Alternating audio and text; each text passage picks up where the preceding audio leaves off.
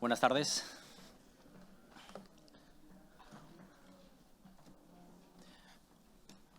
Buenas tardes. Vamos a empezar. Es un honor para mí tomar la palabra para introducir y moderar esta mesa que versará sobre la transformación de seguridad de suministro de electricidad y de otros sectores energéticos. La seguridad de suministro, entendida como la capacidad, ¿no?, de los sistemas energéticos, eléctrico, gasista, hidrocarburos, petróleo y sus derivados, de ofrecer a consumidores finales un flujo de energía con un determinado nivel de continuidad y calidad, con carácter sostenible y a precios asequibles, lleva siendo desde hace aproximadamente 2 años, ¿no?, uno de los 3 pilares de la política energética sobre los que se están centrando pues mayor la atención y la preocupación de los actores y todo lo que gira en torno a este sector. Como recordarán, el entorno de precios al alza, y se ha destacado por parte del doctor Albert Banal y por Marina Serrano anteriormente, no comenzó con el inicio de la guerra, comenzó bastante antes, en el verano del 21. En efecto, la seguridad del suministro energético depende de la magnitud de los riesgos, ¿no?, que puedan afectar a la continuidad, calidad y precio de la energía, pudiendo identificarse riesgos de carácter técnico, aquellos que tienen que ver con ligados a catástrofes relacionadas a accidentes o fallos en infraestructuras, y otros de riesgo económico, más relacionados pues aquellos que impiden disponer, ¿no?, de esa energía a un precio razonable. Bueno, pues en este entorno, como esta mañana hemos podido ver y como se ha analizado en diversas de las ponencias, numerosas iniciativas normativas pues, se han sucedido a los efectos de tratar esta situación. Tenemos el privilegio hoy de contar con unos extraordinarios ponentes que podrán aportarnos la visión de aspectos relacionados con esta temática, tanto desde una perspectiva de industria como de una perspectiva pública de la Administración. Más concretamente y en el orden de intervención, permítanme que les presente a los panelistas, a don Joaquín Suárez Saro, que tratará sobre las cuestiones relacionadas con los mercados de capacidad, don Jorge Clua Gómez, que tratará sobre las reservas de seguridad y estratégicas, doña María Ángeles Rodríguez Paraja, que tratará sobre la protección de los consumidores vulnerables, si bien es cierto que nos ha trasladado su pesar por no poder estar esta tarde con nosotros por una cuestión puntual de indisponibilidad. A pesar de todo y a pesar de las circunstancias, ha podido trasladarnos su visión a través de un vídeo que proyectaremos y que compartiremos con vosotros y que nos permitirá tener el privilegio de poder contar con esa visión de administración pública. Y don Pedro Larrea Paguaga, que tratará sobre las cuestiones relacionadas con seguridad energética y generación de respaldo. Les presento los perfiles de los panelistas que tenemos aquí en la mesa y que nos permiten tener esa introducción en detalle a estas cuestiones que vamos a tratar. Don Joaquín, en la actualidad es director del Servicio Jurídico de Regulación y Competencia, que presta asesoramiento a las sociedades del Grupo EDP en España. Es miembro del Comité Jurídico de AELEC. Es profesor de la Escuela de Negocios de Asturias y del Máster de Derecho en la Energía que imparte el Club Español de la Energía. Ha colaborado en numerosas obras de derecho energético y participa como ponente frecuentemente en estas conferencias.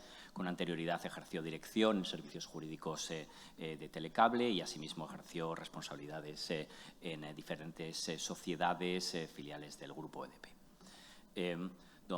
Jorge es Senior Legal Manager del área de Trading and Gas del Grupo Repsol. Es abogado y miembro de la Dirección General de Asuntos Legales del Grupo Repsol desde 2011 y desde el año 2015 es responsable del área jurídica de trading en materias de crudo y productos, fletamentos y mercados mayoristas de dicho grupo. María Ángeles, que no nos puede acompañar aquí, es secretaria del Consejo de la CNMC, como es bien conocido. Anteriormente fue jefa de la asesoría jurídica de la CNMC y, con carácter previo a la creación de la CNMC, fue subdirectora general de la asesoría jurídica de la CNE. Y, por último, Pedro, desde junio de 2020, director general de Gestión de Energía y Redes de Naturgy. En ese sentido, es responsable de negocios de redes de electricidad y gas en España y Latinoamérica y de los mercados mayoristas de gas y electricidad del grupo Naturgy. Antes de su incorporación al grupo Naturgy, fue CEO de la compañía Ferroglobe durante un periodo de 8 años y anteriormente ocupó distintas responsabilidades ejecutivas en el grupo Endesa, siendo en su última etapa director general de Endesa en Latinoamérica. Sin más dilación, paso la palabra a Joaquín para que pueda introducir las cuestiones relacionadas a los mercados de capacidad. Muchas gracias, Jorge. Yo tenía una presentación que no sé si estará disponible. Me voy ahí al... vale. ¿Sí? Pues me voy.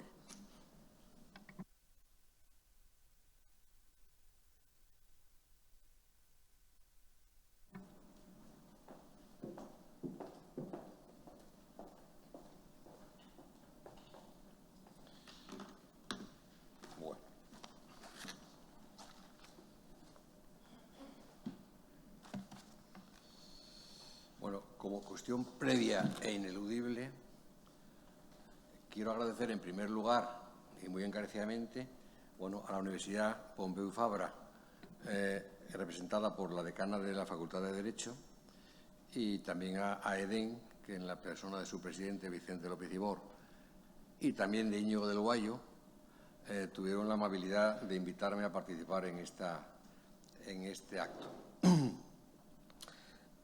que vamos a dedicar a la seguridad de suministro, y yo voy a apuntar, algunas cuestiones sobre los mercados de capacidad, que, está todavía muy incipiente, ¿no? Mi satisfacción ya queda colmada con la compañía de tan ilustres colegas. Por lo tanto, estamos en la mejor disposición y en las mejores condiciones para esta intervención. Soy consciente de que iniciamos el momento más meritorio de la jornada, especialmente para vosotros, porque acabamos la comida y este es un momento, que tiene sus especificidades. Por eso, y comprendiendo la situación, voy a procurar que mi intervención, por lo menos, y lo digo alguna vez, tenga el mérito de la brevedad. Por lo tanto, vamos a ver si soy capaz de evitar esfuerzos casi que vamos muy obligados. Empezamos esto verá ahora. Debido al proceso global en el que estamos de descarbonización del modelo energético, es verdad que las actuales políticas energéticas se están fomentando, y se ha dicho aquí esta mañana, diversos planes y estrategias que pretenden, entre otros objetivos, incrementar de forma, además, muy significativa la energía renovable de la producción eléctrica, ¿no? Así, por ejemplo, el Plan Nacional Integrado de Energía y Clima para el periodo 21-30, incrementa muy significativamente la energía eólica con 22 gigas de más, la fotovoltaica con otro tanto casi, un poco menos, 20, la termosolar con 5 gigas y el almacenamiento con 2,5 gigas. Con estas pretensiones no cabe ninguna duda de que se conseguirán efectos muy beneficiosos para nuestras condiciones vitales, especialmente la reducción de emisiones de CO2. Al mismo tiempo, supondrá un notable incremento del valor añadido en el campo energético, puesto que también se conseguirá, y también se ha dicho esta mañana, una reducción, o mejor dicho, una menor dependencia energética con el exterior, ¿no? debido a la reducción de las importaciones de los combustibles fósiles. Para completar incluso esta beneficiosa panorámica, tenemos el impacto económico. Con este incremento hay que descartar precisamente la evolución a la baja de los precios de la electricidad, que como consumidores en principio nos viene muy bien. Pero claro, es precisamente esta última consecuencia la que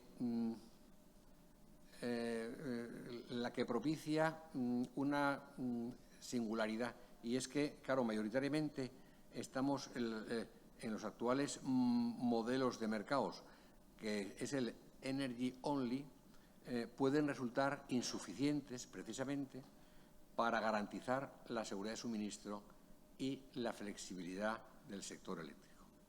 Entonces, esto es un poco el planteamiento previo en el que nos encontramos, ¿no? Lo que yo llamo circunstancias determinantes.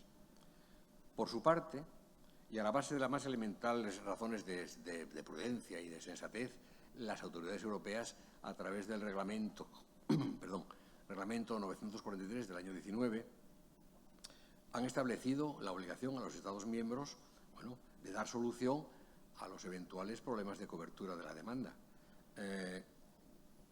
las que se detectan, lo que ya veremos después, con los análisis europeos de cobertura o incluso los análisis nacionales. Incluso extiende esa obligación a los Estados miembros de diseñar un plan de ejecución que establezca las medidas y recoja un calendario de solución de ese eventual problema que puede surgir a la vista de los análisis, que digo, europeos o nacionales. Pues bien, para contribuir con el cumplimiento de esta obligación, el propio reglamento faculta a los Estados miembros a introducir lo que llamamos todos mecanismos de capacidad, que aquí a veces son sinónimos mecanismos de capacidad con los mercados de capacidad, porque estos mecanismos ahora están basados en el mercado.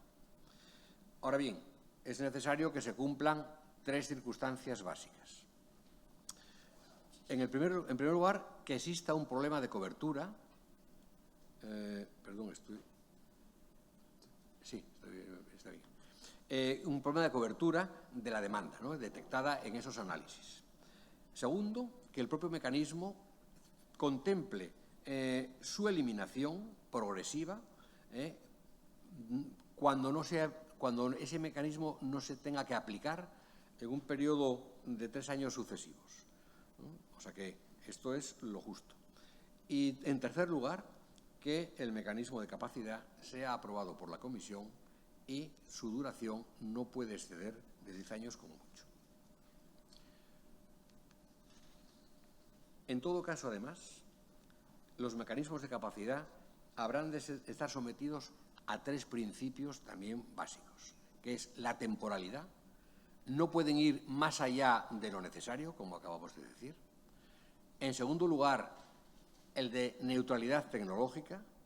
Caben todos los recursos, o mejor dicho, pueden participar para los mecanismos de capacidad todos los recursos que existan, y aquí estamos hablando de instalaciones de generación, de instalaciones de almacenamiento, estamos hablando de instalaciones de autoconsumo y de instalaciones de la demanda.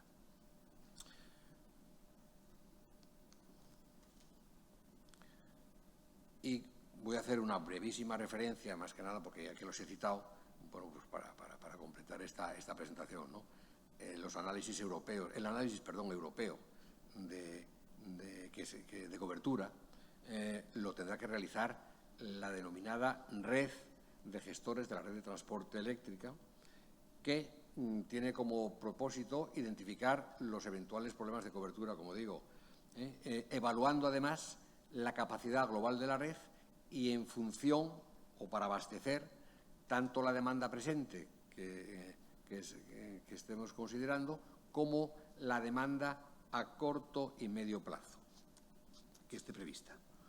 Y ya sea en el ámbito territorial de que se trate, y aquí hay que distinguir 3 ámbitos territoriales: o la propia Unión Europea en su conjunto, o algunos Estados miembros, pueden ser más de uno, o zonas individuales de oferta, que serían ámbitos territoriales de inferior tamaño. Este análisis se llevará a cabo cada año y para un máximo de 10 años. Es verdad que debe hacerse con arreglo a una metodología que debe aprobar previamente la ACER. Nos consta únicamente la metodología aprobada en el año 20 por la decisión número 24 de la ACER. Y esta metodología, y es verdad que un examen así rápido de ella, porque soy abogado y no soy técnico, efectivamente parece que sí que cumple los criterios de transparencia, objetividad y de verificación de los cálculos, ¿no? Además, en esa metodología lo que debe también indicar es el nivel necesario que debe establecerse de seguridad de suministro. Junto con el análisis europeo de cobertura están los análisis nacionales, que también aplicarían una misma metodología, van a contemplar los mismos escenarios de referencia y lo que pasa es que tienen como singularidad, al ser nacionales, la participación, deben prever la participación, la llamada participación directa transfronteriza de otros Estados miembros vecinos, ¿no?, que también tendrá su propia metodología. También, como añadido, si el análisis de cobertura nacional indica detecta alguna cuestión singular o más propia de ese Estado, bueno, pues cabe efectivamente con las comunicaciones pertinentes, cabe llevarla a cabo siempre y cuando esas divergencias iniciales sean, se someten a dictamen de la ACER en lo que se llama para que motive la discrepancia, y la ACER sería la encargada de darle validez a esas singularidades nacionales o locales que detecta este análisis nacional. Desde luego, tanto los análisis como el dictamen de la ACER se harían públicos o se deben hacer públicos, mejor dicho. En todo caso, la capacidad máxima de entrada de capacidad sería determinada por los gestores de la red, también y asignada a los proveedores de capacidad mediante procedimientos transparentes, no discriminatorios y basadas en el mercado.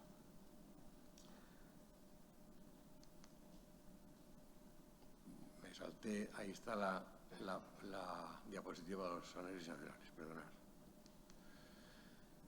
Y ahora entramos en España. Y en España, actualmente, todavía se mantiene, ya de forma residual, lo que desde hace años teníamos, que eran los pagos por capacidad. Pero es verdad que después de la modificación inicial que hubo, donde ya distinguían dos cuotas, la de disponibilidad y la de inversión, después desaparecieron las cuotas de disponibilidad y hoy día todavía quedan algunas instalaciones que siguen percibiendo, ya durante no mucho recorrido, las cuotas a la inversión. Pero es verdad que los pagos por capacidad siguen existiendo. Pero al propio tiempo, y también se citó aquí esta mañana, en el año 21 se redactó una propuesta de orden ministerial que propone un mercado de capacidad. Bueno, esta propuesta, por situarla el contexto, quedó descartado primero, entre las posibles alternativas que se ofrecen y que existen y que son conocidas para atender la posible falta de capacidad, quedó descartado inicialmente ya los actuales pagos por capacidad, en primer lugar porque no identifican las necesidades y además no es fácil calcular un precio y encima además no evoluciona, porque ahora uno de los principios que antes señalábamos es que evolucione e incluso se termine si deja de existir esa necesidad de complementar la capacidad del sistema. Se descarta también las instalaciones que, digamos, están encargadas de las llamadas reservas estratégicas. Esas no están sujetas a mercado y también lo apartamos. Y nos quedan entonces tres alternativas. Una es los mercados descentralizados que trasladan a los comercializadores las obligaciones de firmeza. Parece ser que tienen el inconveniente de que pues puede haber distorsiones entre el cumplimiento de unas obligaciones y de otros. Y se descartó también, o al menos en España, el modelo francés, que es el que fija unos precios de referencia por la dificultad que hay para fijarlos con una cierta precisión. Y aquí nos quedamos con los llamados mercados de capacidad, que en definitiva es un sistema centralizado, eso que está recogido en la orden, donde Red Eléctrica, como operador del sistema, contratará las necesidades de potencia firme, en megavatios, que se haya detectado en los análisis de cobertura y además hacerlo mediante procedimientos de competencia. También creo que se dijo algo aquí esta mañana.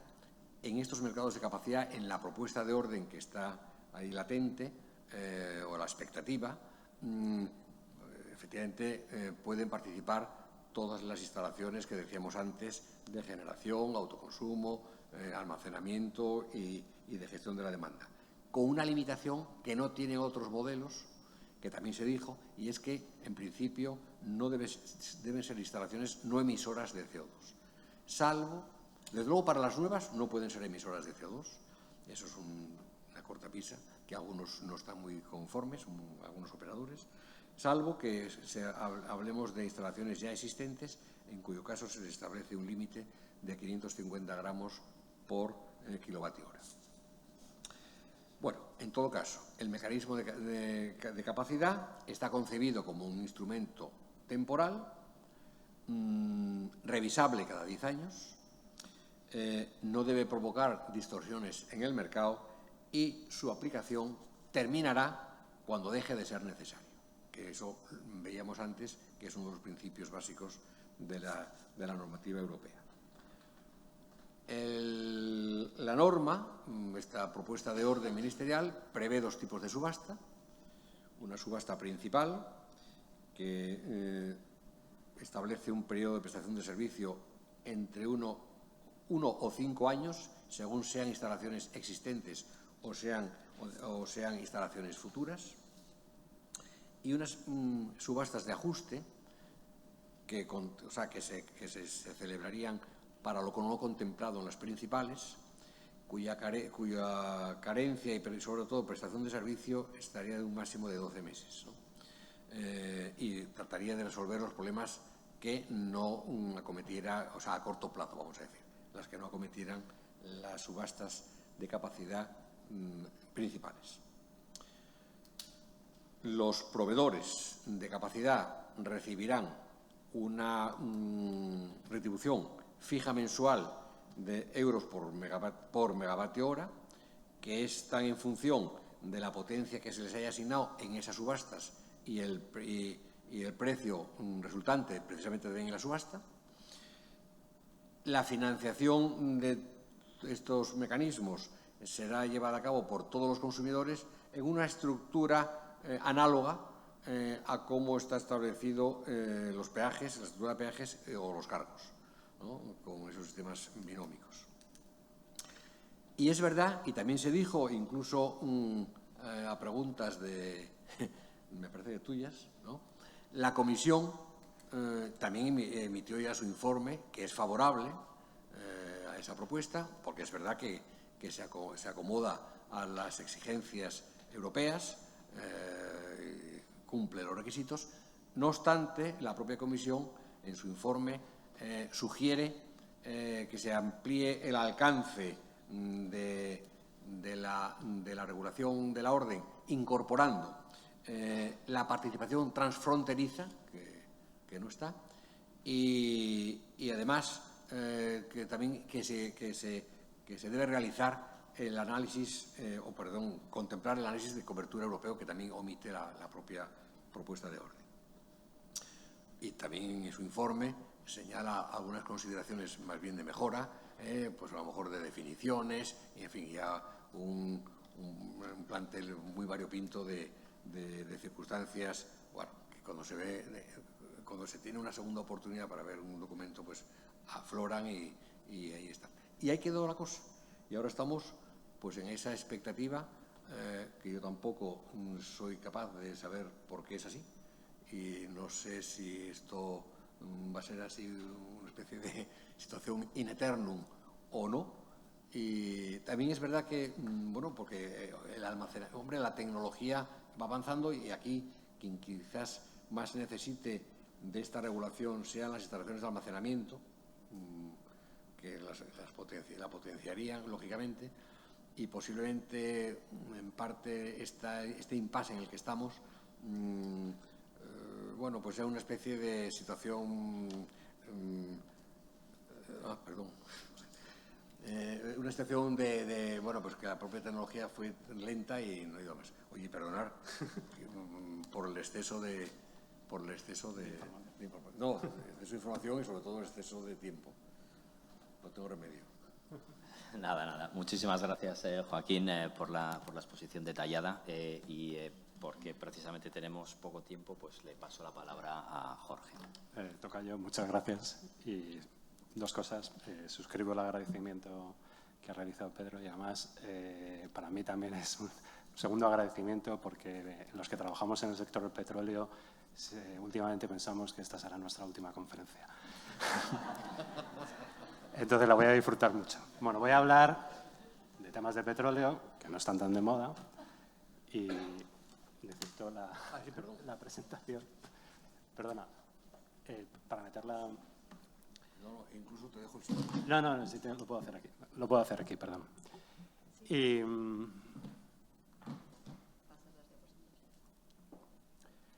Bueno, soy abogado y voy a dar una perspectiva de mi sector. A lo mejor es un poco aburrido, pero luego voy a explicar cosas prácticas que hemos visto, sobre todo en los 2 últimos años, pues lo que nos gusta a nosotros, ¿no? Que es la oferta y la demanda, que es cuando te dedicas a los temas de trading, ¿no?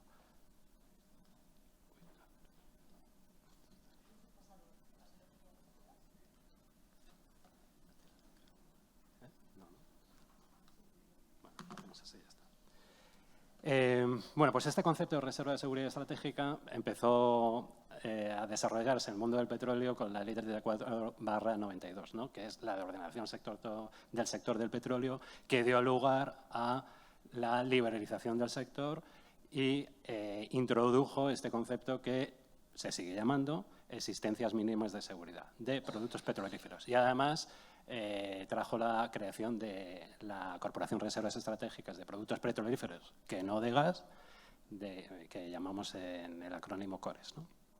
Posteriormente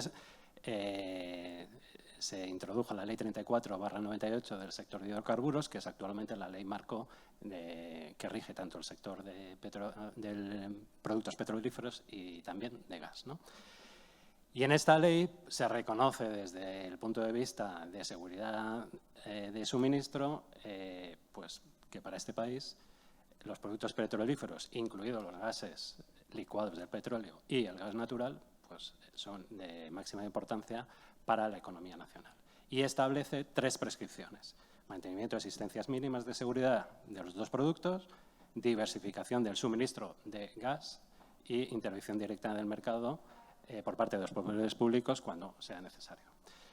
De estas 3, la relevante hoy en día pues es la primera. La segunda lo ha dejado de ser porque el mercado de gas ha cambiado. En aquella época teníamos gran parte del suministro, venía de Argelia, y hoy en día pues el suministro de Argelia al país está en torno al 30% y tenemos una diversificación de suministro lo suficientemente segura pues para que esto ya no sea una preocupación, ¿no? Eso sí, si nos cortan en Argelia tendremos otro tipo de problema, pero bueno, no tenemos una alternativa, ¿no?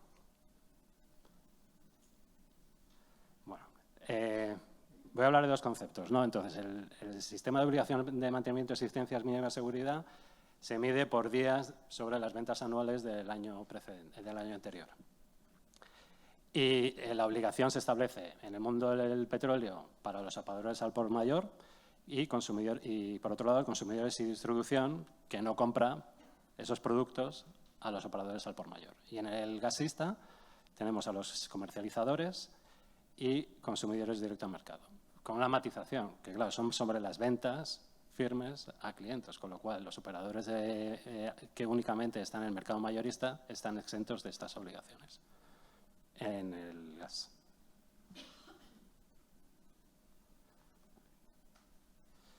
Bueno, en el gas se establecían para productos petrolíferos en la ley marco un máximo de hasta 120 días y para gases licuados del petróleo 20 días. Y en el marco del gas natural se estableció que se determinaría reglamentariamente. Y el reglamento vino a través del Real Decreto 16/2004, donde puso en práctica pues lo que se necesitaba, ¿no? Para productos de petrolíferos se determinó 92 días para una relación de productos y luego los gases licuados del petróleo se estableció 20 días y para el gas natural actualmente está en 27,5. Se ha incrementado, luego lo explicaré, de 20 a 27,5 días. ¿Vale? ¿Y dónde se puede almacenar? Productos petrolíferos en buques petroleros y almacenes de productos petrolíferos que las administraciones competentes han aprobado para ese fin, y el gas natural pues en almacenes subterráneos. ¿De acuerdo? En territorio nacional, pero también se permite que esas reservas se constituyen fuera del territorio nacional, siempre que haya un acuerdo con distintos estados y de régimen bilateral. Nosotros en Repsol, yo creo en los 10 años que llevo trabajando, solo nos hemos planteado constituir reservas de diésel en Italia una sola vez. Con lo cual, lo que quiero significar aquí es que desde el punto de vista de gestión, para nosotros ha sido pacífico. El tema del gas natural es otra historia.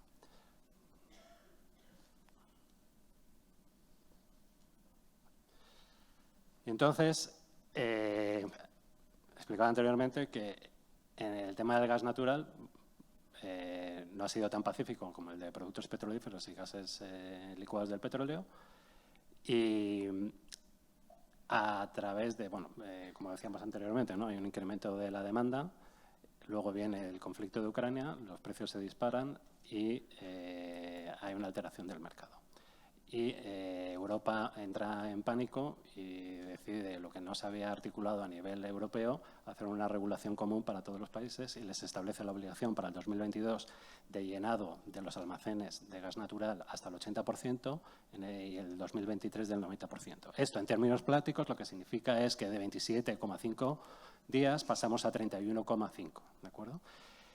¿Y cuáles son los problemas que esta política de la Unión Europea ha traído a nosotros en la práctica?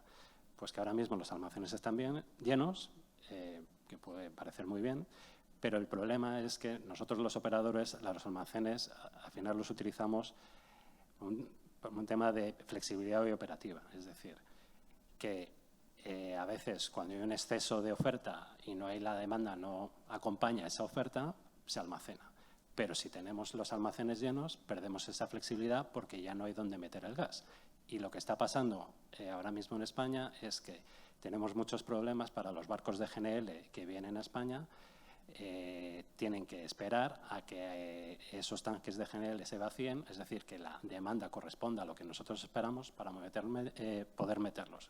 Y eso lleva dos pérdidas económicas. Por un lado, demoras, problemas logísticos, porque ese barco tiene que ir de un sitio y llegar lo más pronto posible a otro, y luego el gas almacenado en un barco tiene mermas, y eso es dinero. ¿Vale? Y desde el punto de vista de estrategias o de cuestiones que hemos visto nosotros en el mercado últimamente que pueden mejorar la seguridad de suministro y las reservas estratégicas, pues por un momento, una de las cosas que hemos visto es que los precios altos del gas natural, a nivel industrial, lo que hemos visto es que los industriales, los que han tenido capacidad de hacer el switch, han dejado el gas natural y se han pasado al propano. Y nosotros nos hemos dado cuenta que en vez de atacar por dos unidades de negocio distintas a esos clientes, había que unir esas dos unidades de negocios y ofrecer un producto flexible. Entonces, es un producto que lleva contratos flexibles frente a los industriales. Ya no es un contrato de un año donde yo espero que me cumplas ese contrato frente a la inversión que he hecho en un almacén, ¿no? En el mundo del coche, pues lo podríamos haber establecido, por ejemplo, en los coches de gasolina también pueden funcionar con GLP. Pero la apuesta que se hizo hace 8 o 7 años no dio el resultado esperado y muy poca gente convirtió sus coches en biofuel. Aparte, la industria tampoco nos acompañó para que esa oferta fuese apreciada por los consumidores. Y eso, pues bueno, hemos perdido esa oportunidad. Y por otro lado, desde el punto de vista de producción, bueno, nosotros vemos aquí dos posibilidades. Una, que desde el punto de vista de aceptación social, pues es muy difícil, que es la de la producción de gas natural a través de técnicas de fracking, que en Europa está prohibido, pero que estamos trayendo GNL de Estados Unidos que utiliza esta técnica. Y por otro lado, desde el punto de vista de gases renovables, estamos viendo que se está haciendo una apuesta muy importante sobre el biogás, ¿de acuerdo?, que va sobre todo enfocado en la industria de generación eléctrica y del transporte. Y no se está haciendo la apuesta o el respaldo de las instituciones para el biometano.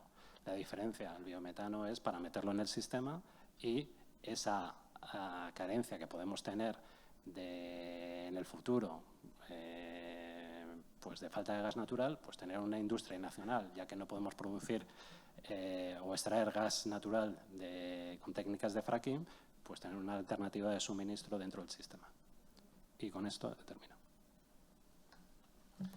Muchísimas gracias, Jorge, por la presentación y la claridad en la misma. Vamos a proyectar ahora la intervención de María Ángeles Rodríguez Paraja, que nos permitirá tener su visión sobre la protección de los consumidores vulnerables. Buenas tardes a todos. Es para mí un placer estar aquí hoy con vosotros. Muchísimas gracias por haber contado conmigo, a la Junta Directiva de AEDEN y en particular a su presidente, Vicente López Ibor.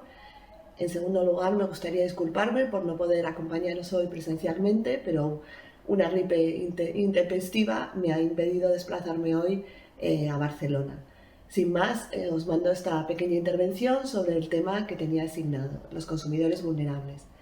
Dividiré mi intervención en 3 partes. La primera relativa a la noción de consumidores vulnerables, la segunda relativa a aquellas cuestiones que han suscitado más controversia en nuestros tribunales y, en tercer lugar, a aquellas funciones que ejerce la CNMC en relación con los consumidores vulnerables y el bono social.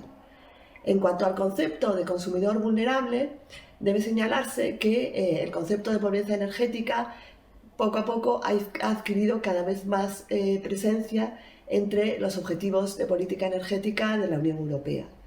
Así, ya desde el segundo paquete de directivas en el año 2003 y posteriormente también en el paquete de invierno o incluso más recientemente en el paquete de 2019, se contempla la posibilidad de que los Estados miembros establezcan medidas de protección para estos consumidores vulnerables. La Unión Europea deja amplia discrecionalidad a los Estados miembros para establecer estas medidas, atendiendo a criterios sociales, a criterios de renta, fundamentalmente. A partir de aquí podemos decir que no existe en el derecho de la Unión un concepto de consumidor vulnerable y han sido los ordenamientos internos de cada Estado miembro los que han ido perfilando el concepto de consumidor vulnerable. Así, en España, esta cuestión se introduce en el Real Decreto Ley 2009, en el que se define el consumidor vulnerable, fundamentalmente por criterios de renta, y se establece y se articula más bien como un descuento en su factura de electricidad. A partir de aquí se define un consumidor vulnerable severo y un consumidor en riesgo de exclusión, estableciendo distintos porcentajes atendiendo a distintos y diversos parámetros. A partir de aquí tenemos que decir que este concepto se define en el derecho de la Unión Europea como una obligación de servicio público y en nuestro ordenamiento interno como una prestación patrimonial de carácter público al amparo del artículo 31.3 de la Constitución. Esta regulación del consumidor vulnerable no afecta solamente a los distintos parámetros económicos que permiten adquirir esta condición, sino que también tiene una proyección muy relevante en lo que se refiere a la suspensión del suministro, puesto que se establece un régimen de comunicación y suspensión del suministro particular para estos consumidores. Es más, en el caso de los consumidores vulnerables severos, se les considera un suministro esencial, de forma que no puede ser objeto de corte en los términos del Real Decreto 1955/2000. Hay que completar esta noción de consumidor vulnerable acudiendo también a la legislación general en materia de consumidores y usuarios que se ha aprobado en 2022, que incorpora un concepto de consumidor vulnerable general, es decir, aplicable a todos los sectores de la economía. Y así la legislación sectorial constituirá un plus más de aplicación a partir de esas previsiones y derechos previstos para el consumidor vulnerable, insisto, en la legislación de protección de consumidores y usuarios. Un segundo tema que me gustaría abordar son los distintos conflictos que hemos tenido en las distintas jurisdicciones en relación con el bono social. El primero y más importante, que todos recordaréis, es la cuestión relativa a quién tiene la obligación de soportar la financiación del bono social. Y aquí hemos tenido hasta 3 regulaciones distintas que han sido sucesivamente anuladas por el Tribunal Supremo. La primera establecía esa carga de soportar el bono social a los generadores, es decir, solo estos sujetos debían aportar la financiación del bono social. Esta regulación fue anulada por el Tribunal Supremo, entendiendo que contravenía el principio de no discriminación. Una segunda regulación en la que se hacía soportar la financiación del bono social en las matrices o sociedades que desarrollaran actividades integradas, tanto de producción como de suministro, y una tercera regulación, que fue la última anulada, en la que se entendió que eran las matrices o sociedades comercializadoras las que tenían que soportar este coste. Pues bien, estas regulaciones fueron anuladas por el Tribunal Supremo en base al principio de no discriminación y a la ausencia de una justificación objetiva que permitiera soportar esa asignación de coste, y en la segunda de las anulaciones tras la emisión por el Tribunal de Justicia de la evacuación por el Tribunal de Justicia de una cuestión prejudicial. Hoy en día, hace unos meses, ya se aplica una cuarta regulación que hace recaer el bono social sobre todos los sujetos que intervienen en el sector eléctrico. Una segunda cuestión que también ha sido objeto de controversia es la relativa a si las familias numerosas pueden tener derecho o no al bono social.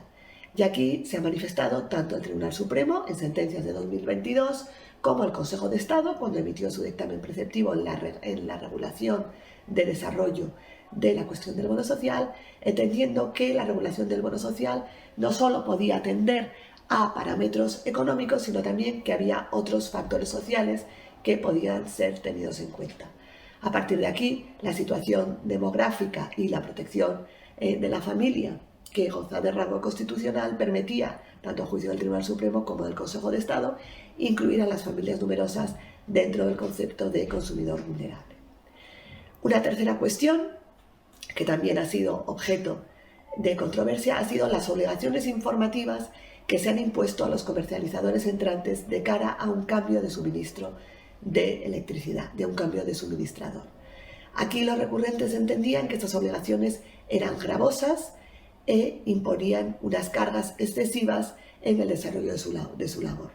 Los tribunales han entendido aquí que son obligaciones proporcionadas y que son una muestra más de este foro que ha de ser de objeto de especial protección. Como cuarta cuestión, que ha sido objeto de bastante litigio, ha sido la regulación relativa al corte de suministro, es decir, las obligaciones informativas y de demás índole que se imponen a los sujetos antes de proceder al corte de suministro. Es decir, obligaciones relativas sobre todo al periodo de 4 meses y las comunicaciones, hasta 3 comunicaciones que se impone realizar a los sujetos. Aquí también el Tribunal Supremo ha entendido que esta obligación es proporcionada y que es adecuada a la protección de estos consumidores. Como último punto, y un punto novedoso porque engarza ya en cuestiones de inteligencia artificial que están tan de moda en estos últimos tiempos, debemos hacer referencia a la cuestión referente a la asignación, a la adjudicación del bono social. En este punto está la cuestión pendiente de resolución en la Audiencia Nacional y todo ello se suscita a raíz del código fuente de la aplicación del Ministerio de Energía que viene establecida en una orden ministerial por la que se asigna el código fuente, por la que se asigna, el bono social. Es decir, se establece qué consumidor tiene derecho y qué consumidor no tiene derecho al bono social. Y aquí hay un pronunciamiento muy interesante de los juzgados centrales de lo contencioso administrativo, en el que entienden que el acto de esa aplicación informática es un acto administrativo que produce una serie de derechos y que es susceptible de recurso. Es decir, no es una mera, entre comillas, máquina la que adjudica el bono social, sino que es un acto administrativo emitido por una administración en el ejercicio de sus competencias. Y por otro lado, los juzgados de lo contencioso administrativo indican que el acceso al código fuente no debe ser divulgado por razones de seguridad pública y de protección de derechos de propiedad intelectual al amparo de la Ley de Transparencia. En último lugar, me gustaría referirme brevemente a las funciones que realiza la CNMC en relación con el bono social. La primera de ellas es, como todos sabéis, la liquidación del bono social, que hace la Comisión periódicamente, es decir, la distribución de esa financiación a los comercializadores de último recurso que soportan el bono social.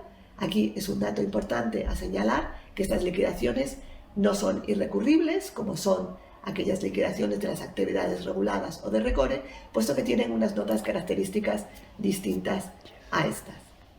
En segundo lugar, me gustaría hacer referencia a las competencias de supervisión de la Comisión en materia del mercado minorista, también al seguimiento que se hacen de las reclamaciones, en particular a través de la circular de consumidores en relación con el bono social, también a los expedientes sancionadores que ha incoado la CNMC en estas materias y, en último lugar, a la información que hace la Comisión a través de su página web, a través de guías informativas y también a través de una aplicación que permite acceder a los consumidores titulares del bono social a verificar su correcta facturación y también permite a los consumidores conocer si tienen derecho a la obtención de este beneficio o no.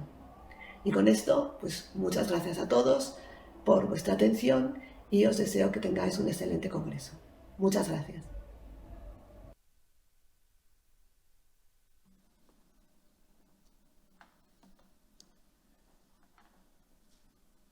Bueno, y finalmente paso la palabra a Pedro, que tratará sobre la seguridad energética y generación de respaldo. Pedro, cuando quieras.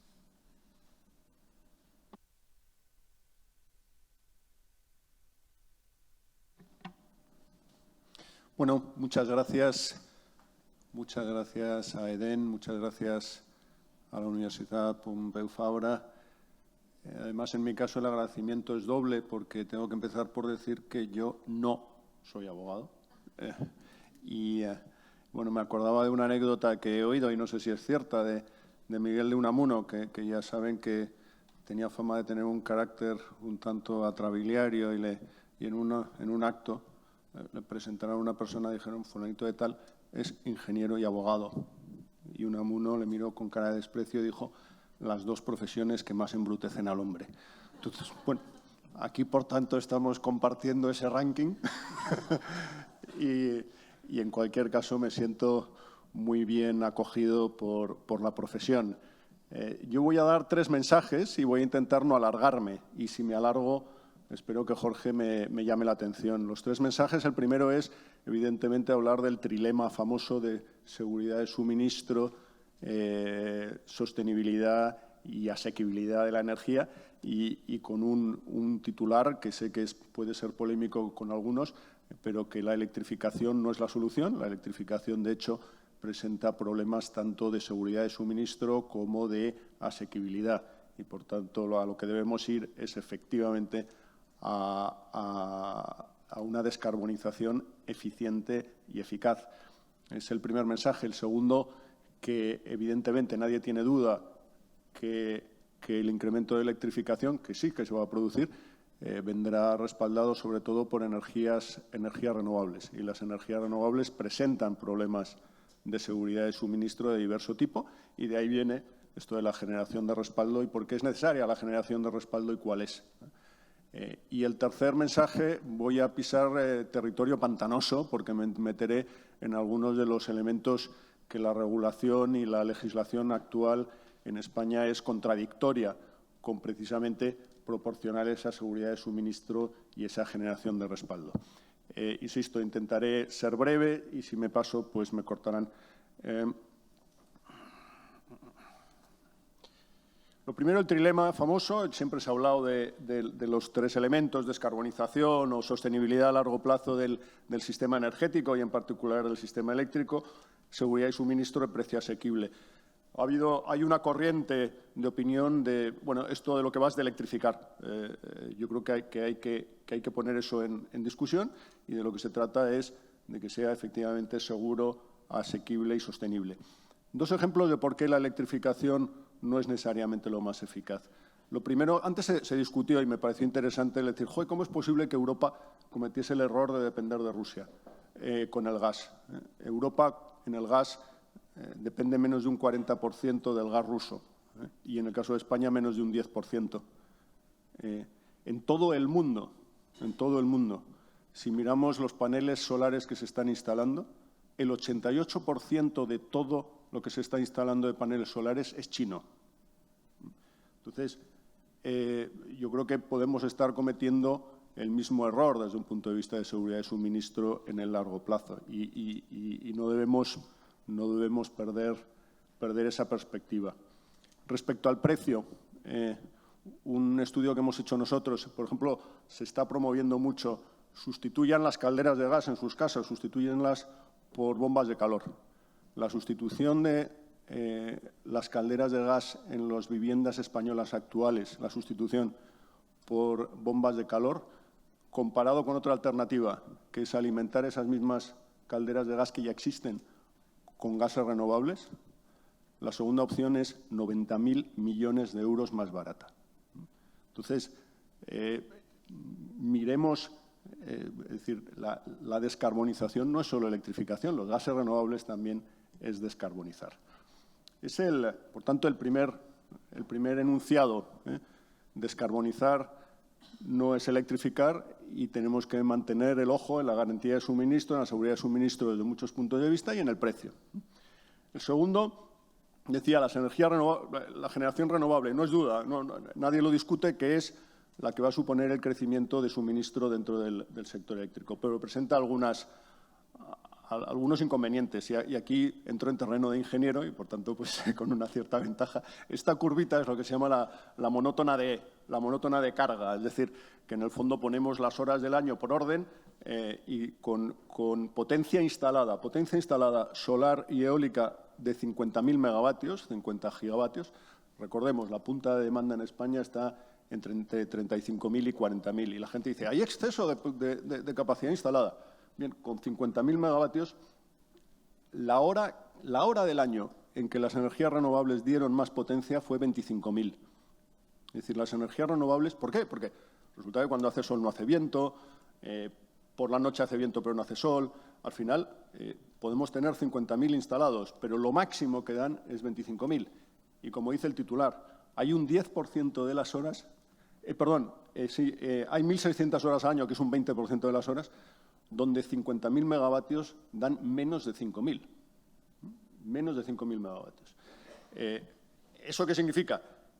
Que ya lo sabemos, y esto no es una novedad, pero tiene muchas consecuencias. Las energías renovables son volátiles, funcionan cuando pueden y, desde luego, no dan respaldo. ¿Quién da el respaldo hoy en el sistema eléctrico español? Pues los ciclos combinados. Y lo que se ve efectivamente es que el año 2022, con menos aportación, sobre todo hidráulica y otra serie de componentes, pues lo que hay es un aumento de la aportación de los ciclos combinados. Y un dato muy importante, hubo horas el otoño pasado en que todos los ciclos combinados del sistema estaban conectados. Todos. Es decir, no podía fallar ninguno. Claro, si pensamos en un sistema en el que va a haber más energía renovable, más demanda eléctrica, la pregunta que yo hago es ¿quién va a instalar más ciclos combinados que serán necesarios para el respaldo del sistema? Y además con la retirada de potencia nuclear.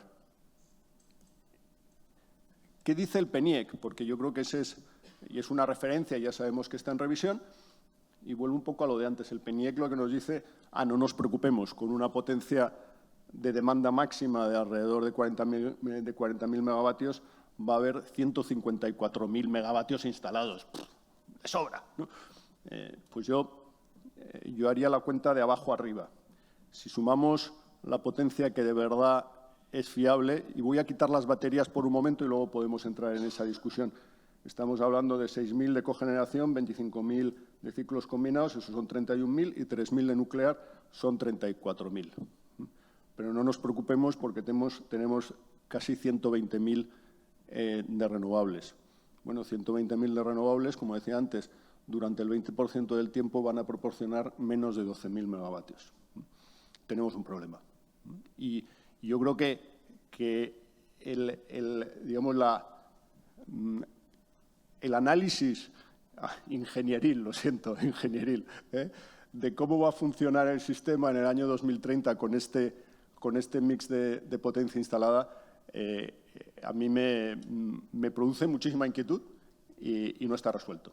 Pero desde luego lo que seguro que es necesario es tener potencia flexible, potencia firme, potencia de respaldo que dé la potencia y la energía cuando las renovables no estén ahí. Luego podemos hablar de otra serie de cosas en las que me siento, además, insisto, aquí un poquito en superioridad con la audiencia sobre las rampas y otra serie de cosas, pero lo cierto es que la explotación real, técnica, de un sistema con esta potencia instalada presenta problemas de suministro importantes. El tercer punto del que hablaba era de las paradojas, ¿no? Las paradojas, y aquí en cambio no me siento en superioridad, pero bueno, voy a enunciar algunas cosas que sí observamos, ¿no? Y además, muy complementado con lo que ya se ha dicho mucho mejor que por mí, por parte de Joaquín, sobre los mercados de capacidad y lo que eso significa. Hoy estamos en un sistema en España, eso que llaman del Energy Only Market, pero con un añadido, y es que hay lo que nuestro director de la seguridad jurídica dice la religión de la CNMC. Y la religión de la CNMC es que los ciclos combinados, en general, la generación solo pueden ofertar costes variables. Entonces, si solo puedes ofertar costes variables, eres la tecnología marginal, nunca vas a recuperar tus costes fijos, estás muerto.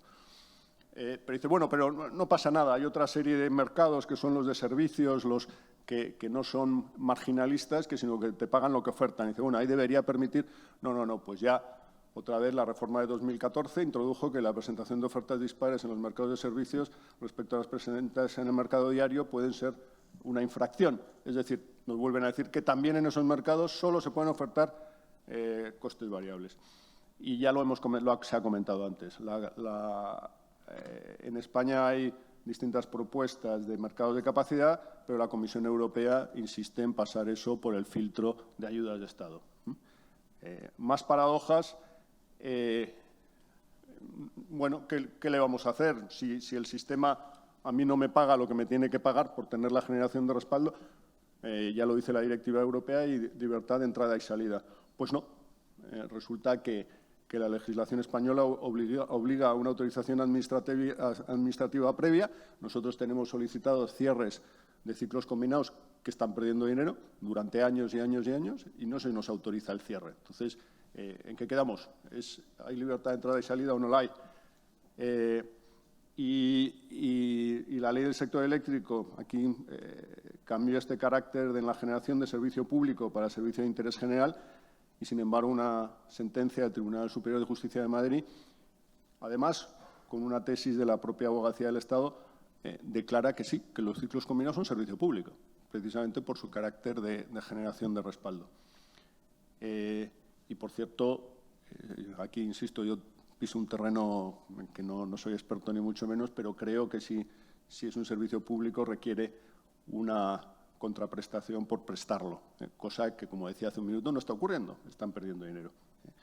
Y por último, lo que decíamos antes también, los mercados de capacidad, todo el mundo dice que sí, que fenomenal, pero al final pues no se están implantando en España, a pesar de que sí lo están haciendo en otros muchos países.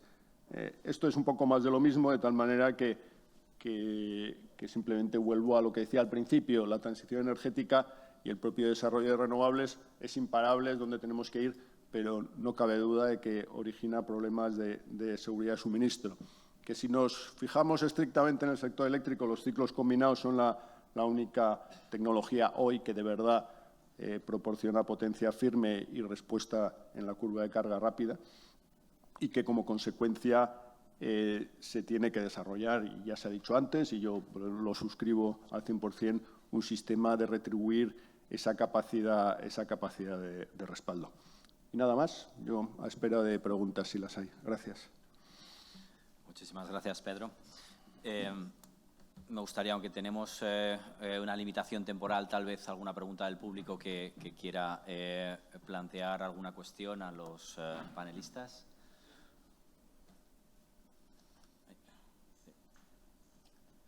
Sí, no sé si hay micrófono. Sí, yo creo que se escucha.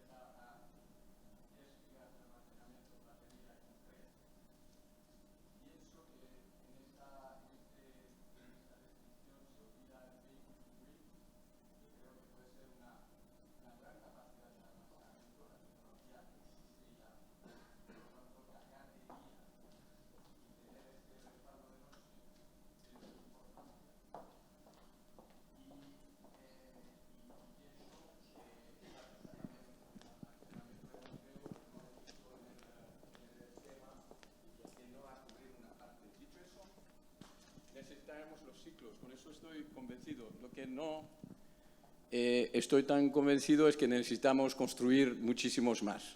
Creo que con los que tenemos los vamos a necesitar, pero creo que la digitalización, la tecnología y lo demás nos va a aportar las demás soluciones. Y para acabar, que yo no soy ingeniero, por lo cual me expongo absolutamente aquí, pero lo que he leído es que en las semanas pasadas y el mes pasado hemos tenido días donde por primera vez de 9 a 6 hemos cubierto toda la demanda con las renovables. Entonces, o lo que me han contado en la prensa no era correcto o algo ha pasado que sale un poco también del esquema, ¿no? O eso ¿cómo me lo puede aclarar, por favor? Sí, yo pretendía ser un poco provocador. No creo, yo creo que nadie va a invertir en ciclos combinados. Lo que digo es que tampoco, si uno hiciese como diría, un análisis estrictamente racional, tampoco sería completamente absurdo. Y sobre las baterías hay mucho que discutir y yo estoy de acuerdo. Y yo creo que se va a producir una aceleración brutal de las baterías. De nuevo volveríamos a una discusión curiosa. En las baterías siempre se habla de los megavatios instalados, pero no de los megavatios hora de energía acumulados. Y de nuevo, cuando uno hace una explotación hora a hora del sistema con muchas baterías instaladas, cuidado, porque si lo que tenemos es muchas horas en las que la generación renovable no da respaldo al sistema, las baterías no pueden cubrir muchas horas de falta de potencia. Por eso digo que de nuevo, ahí hay muchos temas de cómo funciona el sistema hora a hora, que es muy fácil poner megavatios, sumarlos y decir esto está resuelto, y luego hay que hacer que eso funcione hora a hora. Sobre el bombeo, yo me he apostado con algunos amigos a que antes del 2030 no hay ningún bombeo nuevo en este país, pero simplemente por los permisos. ¿Cuánto tarda cualquier instalación de este estilo en ser autorizada en España? Yo creo que es imposible. El bombeo creo que es fabuloso, es una tecnología casi diría que no tiene ninguna inconveniente. Me parece lo mejor, pero no se va a producir. Es por puro realismo pragmático, ¿eh? No por ideología o por lo que sea, ¿no? Entonces, yo creo que esos dos factores, que son el de las baterías y los bombeos, ese sería mi comentario. Y no sé, el último comentario que has hecho era de... Y ese lo que pasa es que cuando carga la gente el coche, desgraciadamente no lo vas a poder controlar, y volvemos a lo mismo. Y lo que decías, dice, oye, ha habido horas en las que el sistema ha estado 100% suministrado por energías renovables. Claro, sí. Y otros en los que la renovable... El año pasado, durante el invierno, durante el otoño en concreto, si incluimos la hidráulica, 70.000 megavatios instalados de renovables. Yo comentaba que el 20% del tiempo proporcionaron menos de 5.000 megavatios, pero es que hubo horas que proporcionaron menos de 2.000 megavatios, con 70.000 instalados. Y eso es lo que ocurre, que desde un punto de vista de garantía de suministro, que es de lo que estábamos hablando, las renovables lo que no sabes es cuánta cantidad te van a dar y cuándo te la van a dar. Yo me gustaría hacer referencia, en cuanto a la seguridad de suministro, al procedimiento de operación 7.5, que es un procedimiento de operación en el que se compra por seguridad de suministro demanda, flexibilidad de la demanda, que ya salió a consulta pública, que es un servicio de balance específico para poder comprar flexibilidad y de alguna manera paga por estar disponible. El año pasado, en la subasta del año pasado, pagó 190.000 euros el megavatio de forma anual y de alguna manera es un pago por capacidad.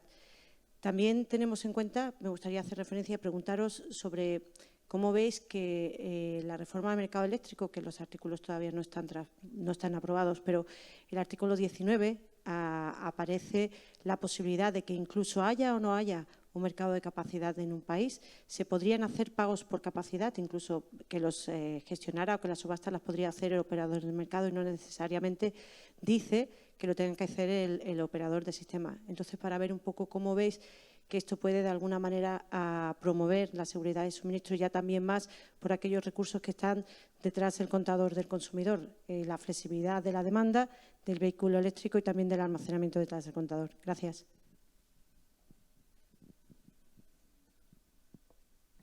Bueno, yo respecto a lo último, quizás es que lo que se contempla es abrir todas las puertas posibles para compensar las deficiencias de mercado y asegurar lo más posible el suministro. Y entonces no hay que descartar, aunque sea de una forma excepcional, que se contemple esa posibilidad de una especie de pseudopago por capacidad si fuera necesario, por abrir todas las posibilidades, ¿no? Pero es una especie de reflexión muy particular mía. No sé exactamente si eso es lo que se persigue o no. Y en cuanto al otro, yo me parece que eso es que no me supera. No, yo creo que la participación de la demanda en mecanismos de respaldo de garantía de suministro tiene todo el sentido del mundo y debería funcionar. Yo creo que luego las condiciones técnicas en que lo haces es otra cuestión, pero tiene todo el sentido del mundo.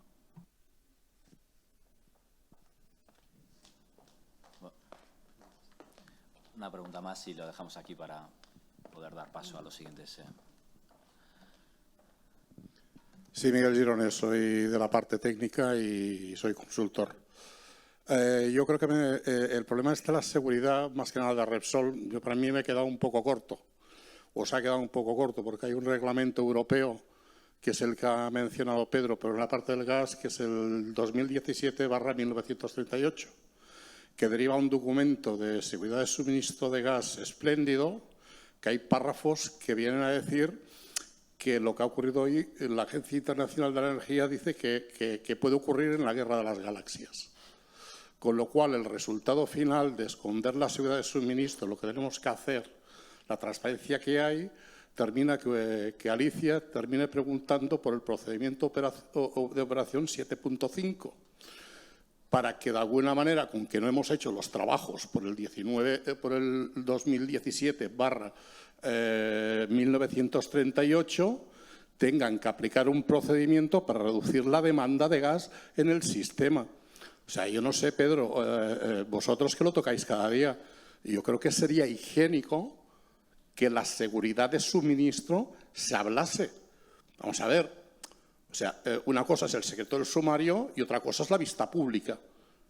Con lo cual, no sé cómo lo veis, pero creo que aquí se están obviando. Ya no entro en lo que dice Pedro, porque la luz se mira, o sea, en un segundo se han hecho 50 operaciones mecánicas, para que tengamos esa continuidad. No es una hora ni un día.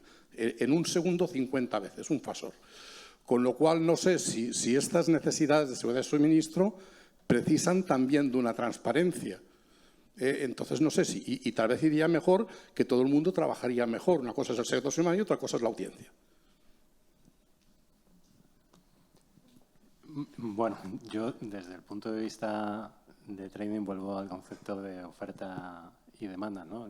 Yo no he percibido que desde el punto de vista de gas haya habido en Europa un problema de seguridad de suministro. Ha sido un problema de oferta, demanda, por unas tensiones. Veníamos de una época donde la demanda había desaparecido, la oferta se adaptó a la demanda que había, se han dejado de hacer muchísimas inversiones porque había una incertidumbre y esa vuelta del mercado o regreso de la demanda, la oferta no ha podido atender a su debido tiempo esa necesidad. Eso ha llevado a un incremento de los precios y que se ha juntado junto con el conflicto de Ucrania, ¿no? Y el precio se ha tensionado enormemente, pero ha vuelto otra vez a donde estábamos en el previo al conflicto, con lo cual pues esto es una situación extraordinaria, pero que nosotros no vemos que haya habido un problema de no tenemos gas. Los operadores han correspondido a las necesidades y esa tensión del precio finalmente se ha restablecido sin que haya habido una alteración del mercado. Y como decía anteriormente, nosotros ante la subida de precios lo que hemos hecho es pasar a consumir otras energías, que es la flexibilidad que comentaba Pedro, que es la que yo veo que trae esos mecanismos que son necesarios. Con lo cual, ¿qué estoy abogando? Que el mercado es lo suficientemente líquido y ágil para corresponder a lo que la gente necesita y que a veces la intervención del Estado y estos planes quinquenales que estamos generando están trayendo muchos problemas de que los operadores no saben por qué apostar y dónde ven el futuro, ¿no? Esa es un poco mi opinión. Muchas gracias a los panelistas y damos paso a la siguiente mesa que comienza en unos instantes.